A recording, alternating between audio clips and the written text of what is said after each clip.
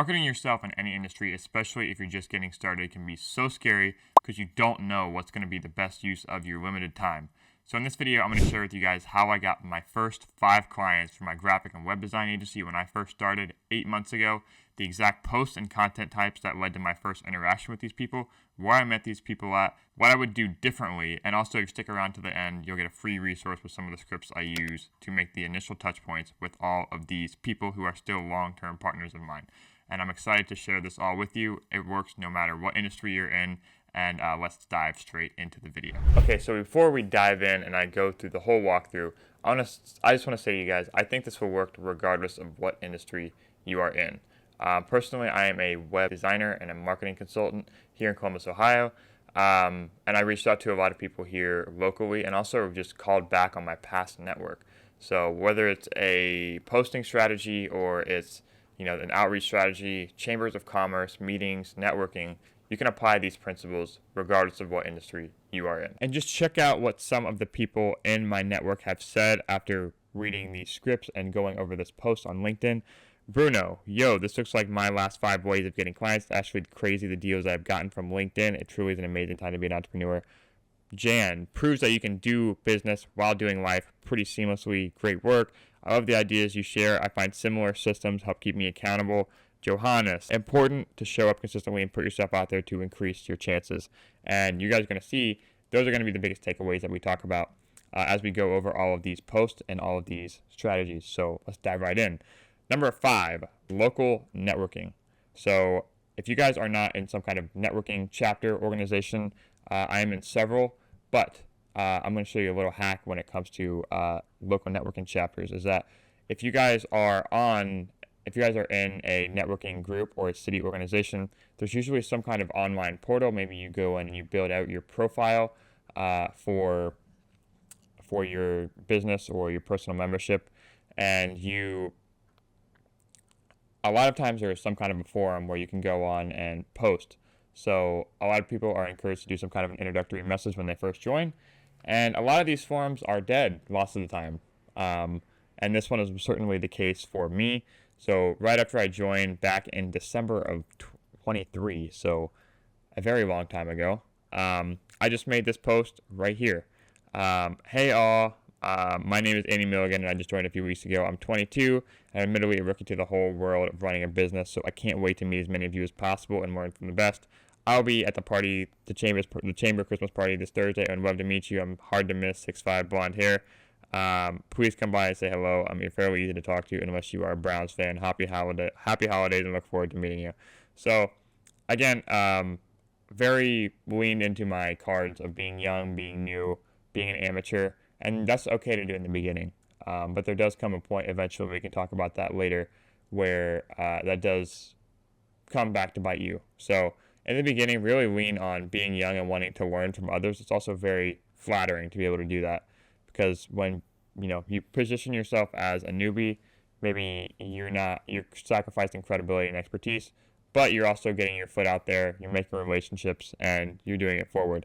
And from this, I actually got 2 clients from this post, and it's very rewarding to kind of go back and see from the beginning the initial inputs that generated the outputs that lead me to where I am now.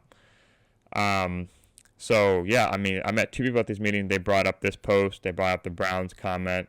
And yeah, that's a really good way, an undervalued resource if there's some kind of a chamber or organization that you're a part of, to just take advantage of putting yourself out there. And, because a lot of people will be in that place, especially locally.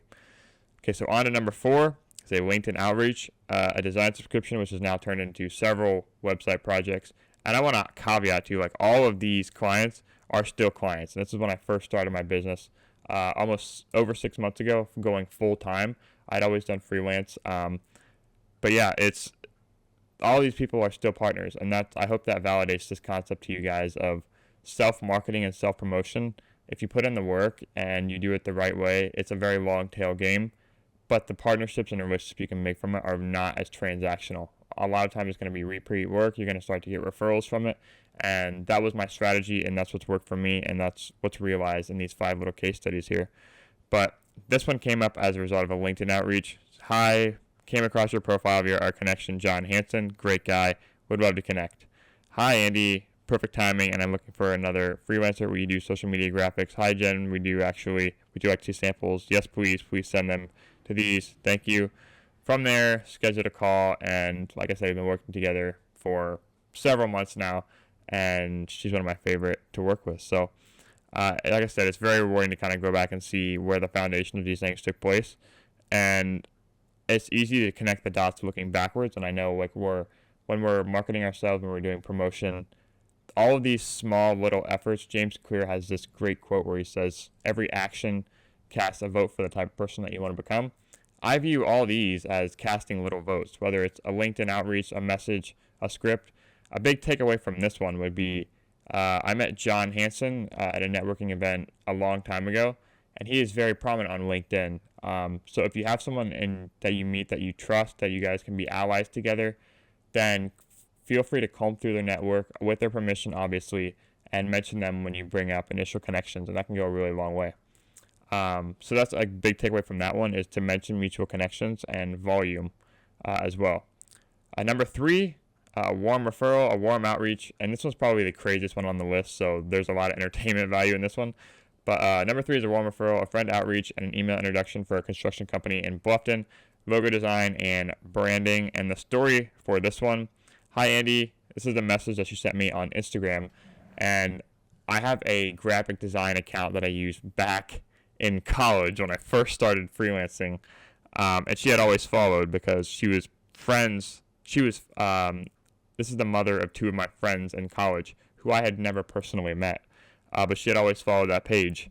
And she said, "Hi, Andy, I know you've never met in person, but I'm blank and blank's mom. You went to U up with them. Their uncle, my brother-in-law, is looking to update his logo, etc., etc. Here's her Facebook page." Followed up with her, called his number, and that ended up being another project that got started by that from someone I had never met before, referring work to me. So that's the power of just putting yourself out there. And this has since led, Brooke is her name, has since sent me multiple referrals, and we are 6 to 8 months later at this point. And she just sent this message the other day after introducing me again to someone else and said, "But following you on Instagram, when I actually get on Instagram, is what keeps you top of mind." So again, I am not crazy active on every single platform. I do the bare minimum on Instagram. I stay active. I recycle a lot of content to put on there. But if you guys have, that's why I can't recommend starting on every platform, finding which one that you enjoy the most, you get the most value out of, that there's the most ROI there for, and then leaning more into that as you go. But the more visibility you get, because not every person, depending on your industry, like I said, I'm in web design and marketing and branding, those types of people aren't always living on the same platform. So it's good to start wide in terms of content, pick which one, but then after you find the one that has the highest ROI, going balls deep, learning from that one, and continuing to grow. Okay, so on to number 2, local networking again. And I wouldn't even classify this as networking. I would just classify this one as living your life. So number 2, website design and design retainer for a local beverage business, a total chance meeting at a Panera near my home. So this is Jeff right here, and the story of how we met is we both live in Marysville, and I went to a Panera one morning to work, as I do on some mornings, and just doing my morning marketing habit on LinkedIn. I was working on a couple projects throughout the day, and he had issues with the Wi-Fi. So we, became friends through the process of just having a conversation, getting him hooked up to the Panera Wi-Fi, which can be not great, by the way. So pro tip for some of you guys. But yeah, a conversation started that way. And the biggest takeaway and Jeff has been one of my best clients, and a great friend ever since that meeting. So that's a big takeaway, is to just create visibility, whether it's working outside the house, doing a co-working space, finding a way to get your face in front of more people, and by osmosis of that, starting conversations and letting them know what you do, is very powerful. And it's an undervalued thing, because a lot of us probably work remotely. We get in our own bubble a lot. We just get into our habits of day to day, and not being in situations where we were actually meeting. Is if new people are coming across your face, your content, your vibe, your brand, that's what creates these opportunities. So big takeaway from that one is to get out of the house. And number one, a LinkedIn message. Again, a white label website design and dev for a local agency message their owner and send a warm introduction. And this has been by far the most ludicrous, relationship I've had since starting the business full time and freelancing and starting to build the design agency. So the story behind this one, I had actually heard about Matt is the subject of this interaction and owner of this agency, but I had heard about Matt through a mutual connection. One of my friends knew him from a while ago, and I just looked up his agency. It looked like they did a lot of cool work. So followed them on LinkedIn and said, "Hey, Mr. Adams, hope this message finds you well. My name is Andy Milligan. I'm a big fan of yours. Recently moved here to the Marysville area, and my friend Corey Bott said that you were a great role model and that she looks up to you. Naturally, wanting to expose myself to as many good inputs as possible. I'd love to connect." That's the first message. And in hindsight, I'll add the caveat. I probably went a little bit overboard on the charm here. Not something I'd probably do again if I could go back in time, but I mean, hey, it worked. And then he responded to that saying, "Hi, Andy, thanks for reaching out. Corey is the best." Again, that's a big takeaway I want to bring up, is having some kind of an anchor. So some kind of mutual connection, association. We talked about earlier that earlier with my friend John. That's one of the biggest value adds when it comes to networking, is that you can mention people who know other people. So it's not just the people that you meet, it's people that they know as well. Great timing, by the way. I'm actively looking for contractors with extensive Figma knowledge, experience, and potentially Webflow developers. If contract work with an agency is something you're interested in pursuing, we should talk soon. Regardless, I'm happy to have made the connection. So great little vibe right off the bat. Got some great connections from there. And Matt, thanks for getting in touch. Corey is literally my creative role model. I would love to talk about setting up a time to talk about a partnership too. Your team is one of the few I have found here locally that runs a Webflow first agency and uses client first, Reboom, etc. It could be a really good fit. Let me know when you're available and free to talk soon. I would love to have some availability tomorrow and Friday, whatever works best for you. So 2 more takeaways there. Make yourself available and also show that you did your research. So he knew that I knew what software and tools that they used, and so I was adding value to him right off the bat. And I also made myself available and made it easy for him to schedule a meeting, which was the first touch point. So research and availability. And yeah, those are how I got my first 5 clients in my business, with the posts and initial interactions that led to each one.